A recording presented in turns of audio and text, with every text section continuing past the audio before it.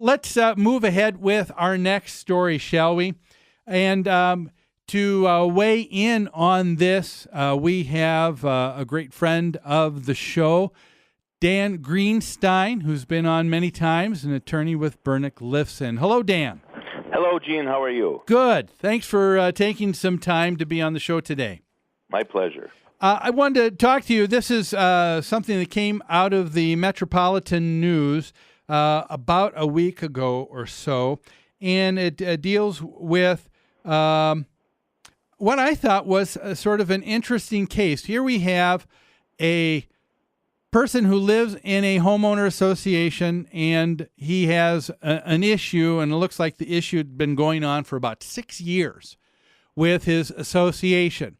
So to deal with it, a lot of times homeowners are going to go to the board meeting to discuss this.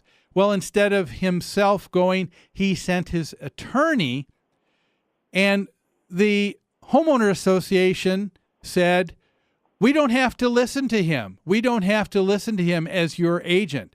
He's not allowed in the meeting. Dan, what do you make of this? Wow. I was kind of shocked to read this and see that in the California Appellate Court actually upheld an order keeping the attorney out of the meeting. Know, it's very common to have governing documents of an association say that the meetings are for the members, and they don't allow anybody else to come in. But you would think that a licensed attorney who represents the member, who represents the owner, would be able to attend the meeting. Well, exactly. One of the things that comes to mind with me is that in most cases, an association is dealing with agent representation with the management company as well, always representing them, right? Well, exactly. Any manager that's contracted with an owner would be entitled to show up at a meeting in place of the owner. And let's think about this, Gene. At least in Minnesota, with a one-paragraph power of attorney signed by the owner, any other person can show up at that meeting and take that owner's place at the member meeting. So why on earth wouldn't the owner or member's attorney be able to show up and attend the meeting as well? Yeah. As Shakespeare said, methinks the person protests too much. There's probably another reason, huh? Well, I'm thinking that. As you mentioned, they had a 6-year lawsuit going on between this particular owner and the association, and I have a feeling there was a lot going on that this reported case didn't mention. It just seems to me that we're not being given all of the facts or all of the reasoning behind the court's decision to say the attorney couldn't come because he wasn't a, quote, member. End quote.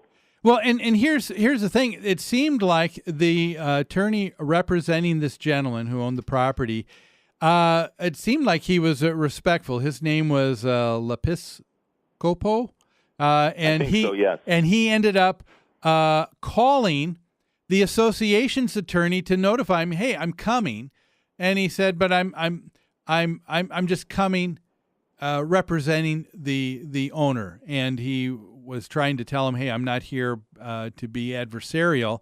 And it seems like this attorney for the association said, hey, you can't be there because I'm not there. What do you think of that statement? I mean, is that fair to require? I think in this case it is fair, and the reason is they've got a lawsuit going on, and as pretty much everyone knows, when you've got a lawsuit going on, the attorney on the other side is prohibited from speaking directly with the adversarial clients. You have to go through the other attorney. And I think here what the attorney Lepiscopo was saying was that he was going to come as a representative of an association member and not in the context of the lawsuit. Well, that doesn't make much sense to me, and I at first blush think there probably was an ethical violation there. That that owner's attorney had no business really going to an association meeting where the association was an adversary party in a lawsuit. Yeah. Now, because at first blush, like you said, it just seemed kind of strange that an association wouldn't recognize representation of agency, because that seems to be the wheelhouse that they work within all the time. Exactly. We've got to take a break quickly right now. Dan, can you hold over for one more Sure. segment? Folks, we're talking to attorney Dan Greenstein from Bernick Lifson. When we come back, I'm going to ask Dan, why is it not a good idea to deny someone else's attorney or having representation at a board meeting? We'll talk about that and more after these messages. Blueberry